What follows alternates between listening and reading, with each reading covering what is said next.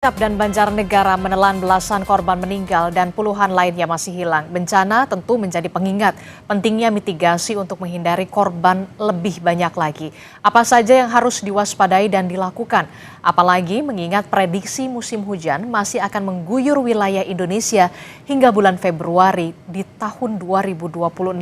Kita bahas soal ini bersama dengan Guru Besar Teknik Geologi dan Lingkungan Universitas Gadjah Mada, Bu Dwi Korita Karnawati, dan juga ada Kepala Pusat Data Informasi dan Komunikasi Kebencanaan BNPB, Pak Abdul Muhari. Selamat pagi, Assalamualaikum Bu Dwi Korita dan juga Pak Abdul Muhari.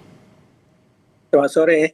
Selamat pagi. Selamat pagi Mbak Aristi. Iya, saya ingin tanya dulu ke Pak Abdul Muhari. Pak Abdul, update perkembangan terkait dengan pencarian korban yang masih hilang di wilayah Cilacap dan juga Banjarnegara hingga saat ini, informasi terkininya seperti apa, Pak Abdul Muhari?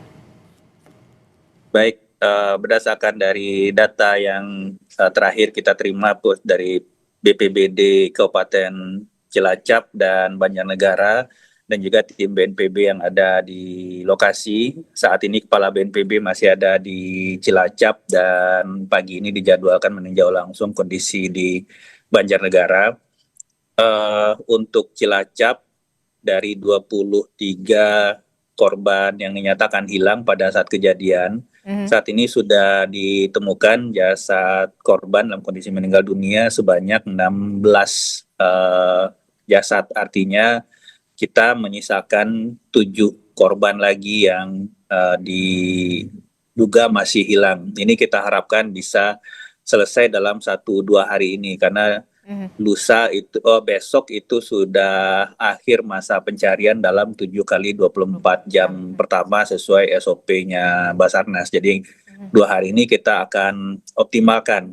Kondisi cuaca juga ada operasi modifikasi cuaca yang sudah berjalan dari 2 hari yang lalu, cukup signifikan dalam mengurangi intensitas hujan sehingga memperlancar efektivitas pekerjaan tim di lapangan.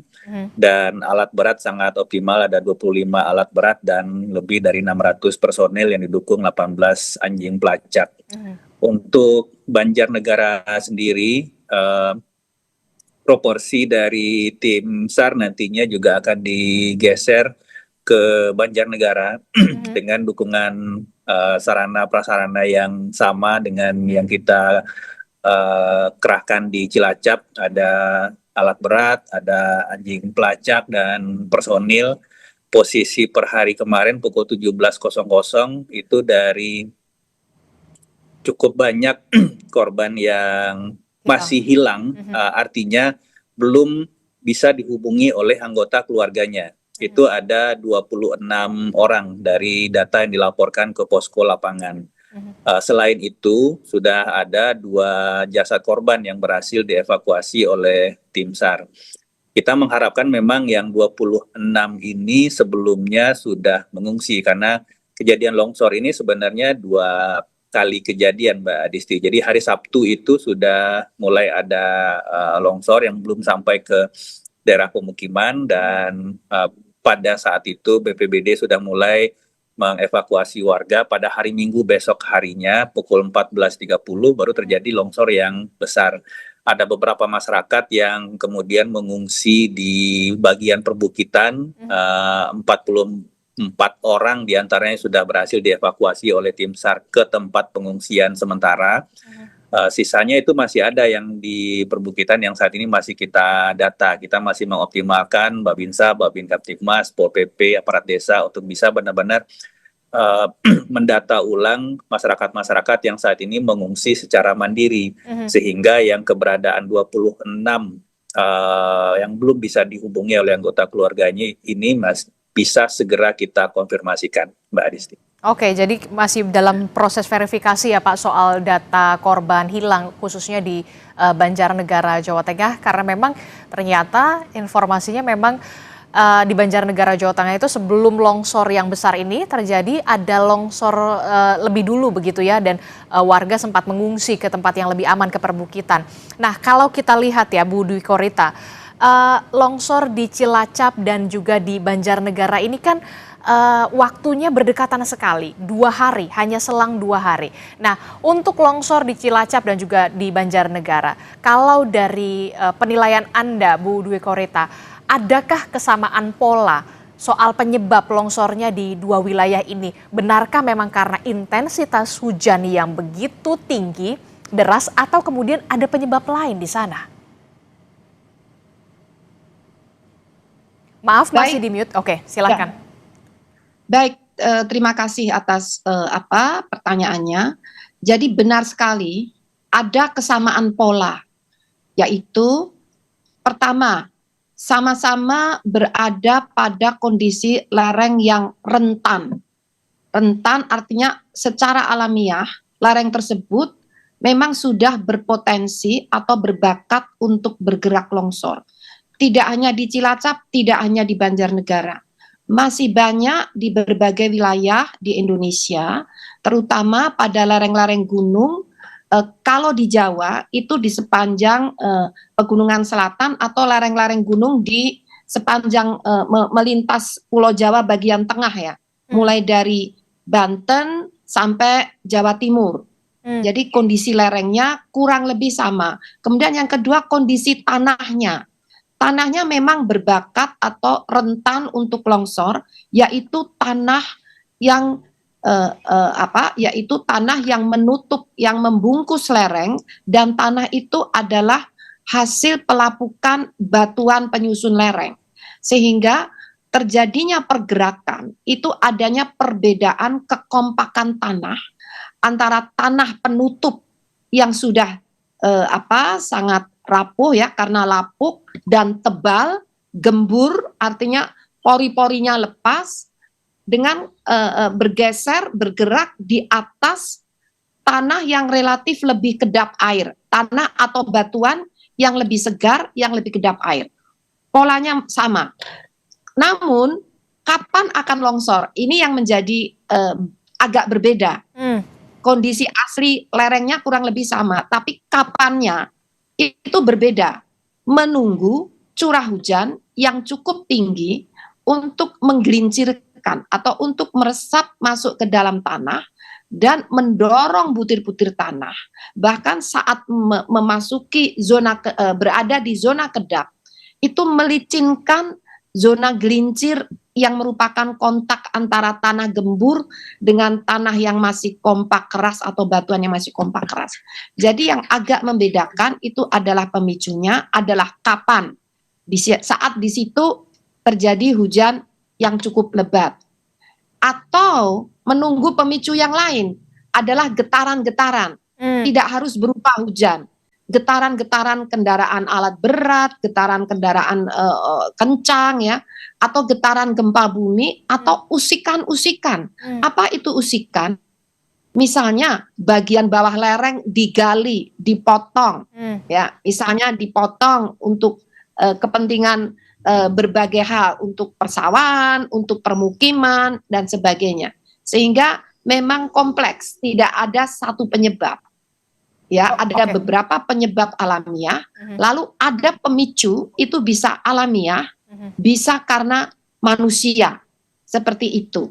Demikian, Mbak. Oke, jadi antara bencana longsor yang terjadi di Cilacap, Jawa Tengah, berselang 2 hari kemudian ada bencana tanah longsor serupa di Banjarnegara, ini memiliki pola yang sama karena berada di lereng perbukitan begitu ya. Tapi kemudian yang paling menurut Anda paling mendukung adalah bencana tanah longsor ini karena memang curah hujan yang begitu tinggi akhir-akhir ini ya, Bu Dwi Korita, yang paling salah satu faktor pemicunya. Istilah pemicu, ya betul. Oke, Bu Dwi Korita, Anda pernah menyinggung soal retakan tapal kuda. Bisa Anda informasikan soal itu, Bu? Maksudnya seperti apa? Jadi retakan tapal kuda ini merupakan suatu lengkung, ya, retak lengkung akibat dari mulai bergeraknya massa tumpukan massa tanah tadi. Jadi longsor itu tidak seketika. Dia memberi tanda-tanda. Jadi bergerak itu tidak seketika. Biasanya mulai perlahan dulu, ya, dan di situ timbullah suatu retakan berbentuk lengkung, seperti tapal kuda. Nah, Kemudian retakan lengkung ini merupakan jalan masuknya air hujan untuk meresap masuk ke dalam, untuk mengisi pori-pori tanah, membasahi zona gelincir, maka membutuhkan waktu beberapa saat agar tumpukan tanah itu bergerak terdorong atau tergelincir di atas bidang kontak tadi sebagai longsor. Sehingga retakan tapal kuda ini bisa sebagai indikasi awal lereng sudah harus bergerak. Lalu apa yang harus dilakukan? Kalau masih memungkinkan, apabila posisi retakan itu tidak berada di bibir lereng atau di pinggir lereng, artinya masih cukup jauh dari lereng, maka perlu ditambal atau diisi dengan material yang kedap air atau ditutup plastik agar air hujan tidak meresap masuk ke dalam tanah. Namun, kalau seperti yang di Cilacap, itu retakan banyak di pinggir-pinggir lereng. Saya jangan didekati karena menimbulkan getaran dan itu bisa membangkitkan longsor. Jadi biarkan, namun zona itu ditutup. Jangan boleh ada yang mengganggu di sana. Dan kalau hujan lebat, mohon menjauh dari lereng karena dipastikan retakan itu bisa segera meluncur longsor. Demikian. Oke, jadi memang retakan tapal kuda itu memang sudah ada, sudah terlihat itu di wilayah Cilacap ya, Bu Dwi Korita ya? Sebelum longsor. Sebelum longsor itu terjadi. Iya. Lalu bagaimana dengan di Banjarnegara? Di Banjarnegara kan sempat ada sebelum longsor akhirnya, longsor yang begitu besar, ada longsor kecil yang kemudian warga sempat mengungsi terlebih dahulu. Apakah juga ada informasi juga ada retakan tapal kuda di sana dan siapa yang harus mengawasi dalam hal ini untuk warga yang ada permukiman di lereng-lereng perbukitan di sana? Nah, di Banjarnegara juga serupa. Bahkan di berbagai wilayah di Indonesia sering diawali dengan retakan. Lalu siapa yang harus mengawasi? Kami dan pihak-pihak terkait itu melakukan sosialisasi kepada masyarakat. Jadi masyarakat sekitarlah yang perlu mengawasi. Yang pertama masyarakat sekitar. Namun kemudian harus segera melapor ke pihak yang berwenang. Misalnya ke kelurahan atau ke BPBD setempat. Lalu dilakukan koordinasi untuk mengawasi secara lebih tersistem dan terprogram, terutama pada saat hujan ini. Diawasinya adalah dilihat bagaimana perkembangan. Contohnya di Cilacap itu diawasi oleh Basarnas justru. Nah, di situ diukur perkembangannya. Saya ikut mengawasi bersama, tapi yang kami awasi itu kemarin sudah longsor. Jadi tempat kami berdiri itu sekarang udah nggak ada. Waktu itu kami cepat-cepat turun, kalau nggak bisa ikut longsor.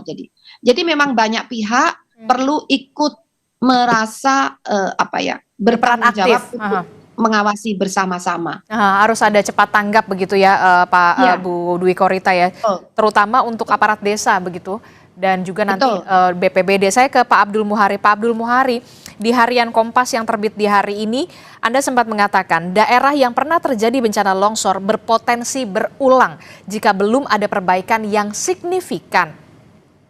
Begitu ya. Dan jadi sebenarnya sejarah itu tidak akan pernah berbohong. Sekali pernah ada bencana di masa lalu, kalau belum ada perbaikan yang signifikan, kemungkinan akan terjadi lagi, ada pengulangan kembali. Benarkah demikian? Apakah selama ini Indonesia, Anda menegaskan Indonesia belum memiliki peringatan dini nasional khusus longsor dan banjir berbasis teknologi? Iya, ini ada dua hal sebenarnya. Pertama, terkait dengan peringatan dini longsor dan banjir. Dari BMKG, Bu Dwi Korita selalu menyampaikan kepada kita peringatan dini cuaca. Tetapi ketika peringatan dini cuaca ini kita teruskan di lapangan, ini belum terlalu operasional untuk aksi di kedaruratan.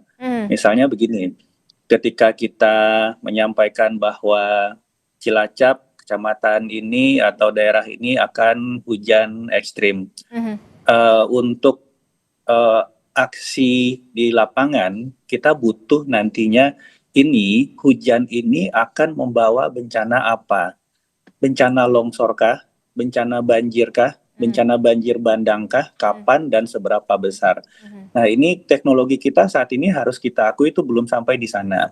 Sehingga memang secara nasional saat ini BNPB juga bekerja sama dengan BMKG, kita dalam 4 tahun ke depan masih dalam ongoing untuk membangun sistem nasional peringatan dini dan aksi dini untuk bencana hidrometeorologi basah ini. Sehingga nantinya ke depannya kita tidak hanya bergantung pada informasi cuacanya, tidak hanya di atasnya saja, tapi di bawahnya itu kita sudah bisa benar-benar perkirakan, mengestimasi kapan dan di mananya. Karena ini sebenarnya yang krusial. Wilayah kita itu sangat besar, 1,9 juta kilometer persegi. Nah, kalau misalkan saat ini kita masuk musim penghujan, dalam satu hari itu ada sekian ratus atau sekian juta kilometer persegi yang pada kondisi hujan ekstrim, di mana kita akan misalkan mengevakuasi masyarakat dan seterusnya. Sehingga memang tadi yang disampaikan Ibu Profesor sangat penting bahwa saat ini kondisi kita memang kesiapsiagaan itu harus dimulai dari level individu dan keluarga hingga komunitas. Misalkan kalau saudara-saudara kita yang tinggal di kawasan perbukitan, topografi kelerengan. Kalau misalkan pada musim penghujan, mau tidak mau memang kita harus sering-sering melihat ke arah perbukitan ini. Kalau misalkan melihat kok itu pohonnya di atas jadi miring ya, kok ada 3-4 pohon yang miring. Itu sudah merupakan representasi dari tadi yang disampaikan Ibu Profesor bahwa kemungkinan ada rekahan di situ sehingga posisi dudukan pohon sudah tidak benar. Nah, ini yang menjadi heads up informasi awal sebenarnya bahwa bisa saja kalau rekaan itu sudah terbuka, kondisi hujan, longsor bisa terjadi pada jam itu, bisa terjadi pada hari itu, bisa terjadi pada minggu itu. Nah, ini kemudian yang menjadi concern kami, Mbak Adisti, bahwa untuk misalkan kondisi-kondisi seperti di atas, tidak hanya longsor yang sifatnya rapid onset yang seketika terjadi, tetapi juga kawasan Pulau Jawa bagian tengah ke selatan, mulai dari Banten, Jawa Barat, Jawa Tengah, Jawa Timur, itu tidak hanya rawan oleh longsoran yang berlangsung sangat cepat, tapi juga rawan dengan pergerakan tanah. Nah, satu-satunya memang upaya mitigasinya kalau sudah ada potensi demikian, mau tidak mau masyarakat itu dalam jangka pendek dievakuasi. Dalam jangka panjang direlokasi. Itu sudah satu keharusan. Tidak mungkin masyarakat akan tetap tinggal di situ. Kalau misalkan mahkota longsornya itu sudah bergerak, itu sudah tidak mungkin, pasti akan kejadian. Dan kalau kita lihat panjang luncuran longsor Cilacap saja itu 77 meter, hampir 1 kilo. Sehingga kalau kita bicara mengevakuasi masyarakat, merelokasi masyarakat yang saat ini sedang kita kerjakan di Cilacap, kita tidak hanya akan merelokasi secara permanen masyarakat yang kehilangan tempat tinggal saat ini, tetapi juga berpotensi terancam oleh daerah longsoran yang saat ini terjadi. Karena data kita dalam 20 tahun terakhir, itu untuk Jawa Tengah, Cilacap, dan Banjarnegara, itu peringkat 1, peringkat 2 kejadian longsor yang memakan korban jiwa paling banyak di Jawa Tengah. Itu tadi yang kemudian saya sampaikan, kalau historis kabupaten wilayahnya udah seperti itu, maka kalau misalkan kita tidak benar-benar melakukan restorasi lingkungan di bagian atas, penanaman pohon keras yang bisa mengikat air dan mengikat tanah dan seterusnya, pasti ini akan terus berulang. Nah, kami tentu saja di sisi hilirnya ini pemetaan kawasan rawan longsor ini perlu kita ekstensifikasi. Artinya begini, perlu saya sampaikan bahwa saat ini kejadian longsor itu tidak mesti terjadi di daerah yang high susceptibility, kerentanan tinggi dan curah hujan tinggi. Daerah Cilacap sebenarnya yang Majenang ini, itu data Badan Geologi itu bukan daerah yang termasuk kawasan risiko tinggi longsor. Dan estimasi curah hujannya pun pada saat kejadian itu belum masuk estimasi ekstrim. Yang ketiga, kondisi biasanya kita melihat kawasan longsor itu terjadi pada kawasan yang minim vegetasi. Kawasan Majenang yang longsor ini itu bukan minim vegetasi, itu cukup rapat vegetasinya. Oke. Jadi memang ada kawasan-kawasan yang memang tadi disampaikan oleh Ibu Profesor, tanahnya porositasnya tinggi, gembur, dan kalau misalkan heads up ini indikasi rekahan yang kemudian ketika kami tim BNPB melakukan drone di atas, itu 200 meter dari awal pangkal longsoran yang sekarang itu sudah muncul lagi retakan dengan panjang 50 meter. Ini harus kita waspadai. Oke, ini kan kalau kita lihat ya, bencana memang tidak bisa dihindari begitu ya, tapi setidaknya kita bisa meminimalisir korban jiwa dan juga korban luka, korban yang terdampak dari bencana itu begitu ya. Ini artinya apa yang harus dilakukan oleh pemerintah? Salah satunya itu tadi cepat tanggap dari warga dan segala macam begitu ya, pengetahuan dari yang diberikan oleh pemerintah kepada warganya, tapi itu juga tidak cukup. Harus Anda katakan harus ada peringatan dini nasional khusus longsor dan juga banjir yang berbasis teknologi, karena selama ini BMKG hanya memberikan peringatan hujan ekstrim dan rekomendasi terhadap bencana-bencana yang akan terjadi ke depannya. Itu artinya sampai saat ini Indonesia belum ada alat pendeteksi bencana tanah longsor ataupun banjir. Tidak seperti peringatan dini tsunami atau kemudian kalau kita lihat alat untuk mengetahui bagaimana aktivitas kegempaan dan juga gunung meletus begitu ya. Sampai saat ini memang Indonesia Anda mengatakan harus punya alat yang mendeteksi bencana tanah longsor. Pak Abdul Muhari. Ya, secara titik per titik ada beberapa alat pendeteksi longsor yang BNPB sudah kerjasama dengan UGM, dengan timnya Bu Profesor juga, kita memasang di beberapa titik, tetapi ini belum terintegrasi secara nasional. Dan sekali lagi saya sampaikan, wilayah Indonesia itu sangat luas, 1,9 juta kilometer persegi. Kalau kita cuma punya terbatas jumlah alatnya, terkadang itu we install at the wrong place at the wrong time.